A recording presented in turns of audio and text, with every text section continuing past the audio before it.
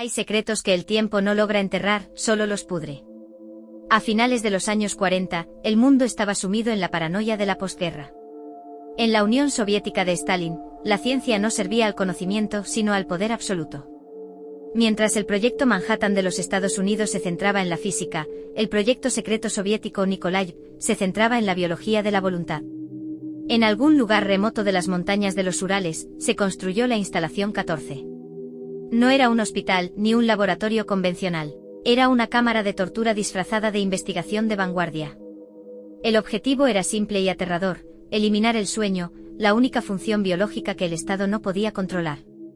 Si lograban que un soldado no durmiera, tendrían un ejército que operara las 24 horas, una fuerza de trabajo eterna. Para este experimento seleccionaron a 5 hombres del sistema de gulags, prisioneros políticos y antiguos soldados caídos en desgracia. Se les ofreció un trato fáustico: 30 días en la cámara a cambio de su libertad total.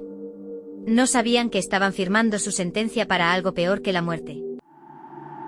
La cámara y los sujetos, el perfil de los condenados. Hablemos de los sujetos, porque para entender su caída, debemos entender quiénes eran. El sujeto 1 era un ex coronel acusado de traición. El sujeto 2, un filósofo que escribió contra el régimen. El 3 y el 4 eran campesinos que sobrevivieron al asedio de Stalingrado. Y el sujeto 5 era un joven desertor que no pasaba de los 20 años. La cámara de pruebas era una obra maestra de la claustrofobia soviética.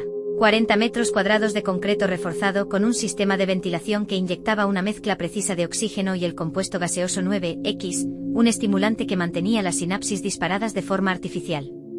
Había raciones suficientes para que no tuvieran que salir, libros que ya habían leído y un inodoro rudimentario. Lo único que no había era una cama. Los primeros 3 días, la atmósfera fue de una camaradería nerviosa. Los micrófonos registraron bromas, cánticos patrióticos y planes para el futuro. Sin embargo, los investigadores notaron que los sujetos hablaban cada vez más rápido. Su metabolismo estaba acelerándose a niveles no humanos. Sus corazones bombeaban sangre como si estuvieran en medio de una batalla, pero estaban sentados, esperando. Día 6 al 9, la erosión de la cordura. Al llegar al día 6, la civilización se evaporó. Las conversaciones sobre el futuro cesaron. El gas Nikolaev comenzó a limpiar las capas superiores del cerebro, dejando expuesto el tronco encefálico y los instintos más oscuros. Los sujetos empezaron a sufrir de paranoia aguda. El sujeto 1 comenzó a convencerse de que el sujeto 2 era un espía puesto por los científicos. Dejaron de hablar entre ellos y comenzaron a susurrarle a los micrófonos. Es aquí donde el reporte médico se vuelve inquietante. Los científicos observaron que los prisioneros ya no cerraban los ojos ni para parpadear. Sus párpados estaban irritados, rojos, pero sus pupilas estaban fijas. El día 9 el primer sujeto perdió el control de su sistema nervioso. No empezó a gritar de miedo, sino de una furia animal. Corrió por el perímetro de la habitación durante horas. Los otros sujetos observaban con una indiferencia gélida. Cuando el hombre finalmente cayó porque sus cuerdas vocales se habían desgarrado por completo, el resto del grupo comenzó a arrancar las páginas de los libros. Con una calma metódica, defecaron sobre las hojas y las pegaron en las ventanas de observación. En ese momento los científicos perdieron el contacto visual. El búnker se sumió en un silencio absoluto que duraría 3 días. El día 15, la apertura del infierno. El silencio del día 12 al 15 fue más aterrador que los gritos. Los niveles de oxígeno indicaban que los 5 estaban vivos y realizando un esfuerzo físico extenuante. El Dr. Paskov, a cargo del experimento, temía un suicidio colectivo, pero los sensores decían lo contrario: estaban consumiendo oxígeno como si estuvieran levantando pesas pesadas. A la medianoche del día 15, la orden fue clara: abran la cámara. Cuando el gas fue succionado y reemplazado por aire fresco, los sujetos empezaron a aullar. No era un aullido de alivio, sino de dolor puro. El oxígeno puro parecía quemarles los pulmones. «Enciendan el gas. Solo una dosis más», gritaban con voces que no parecían humanas. Cuando los soldados entraron, lo que vieron los perseguiría hasta sus tumbas. Los sujetos habían canibalizado su propia carne. Se habían arrancado grandes trozos de los muslos y el abdomen. El sujeto 5 tenía sus propios intestinos sobre el regazo, todavía moviéndose por el peristaltismo, mientras él seguía riendo. La fuerza que mostraron era imposible, un sujeto le arrancó la mandíbula a un guardia con un solo movimiento de sus manos desnudas. Parecían haber trascendido el dolor físico. Sus sistemas nerviosos estaban tan sobrecargados que la agonía se había convertido en placer. El interrogatorio final y el cierre del archivo.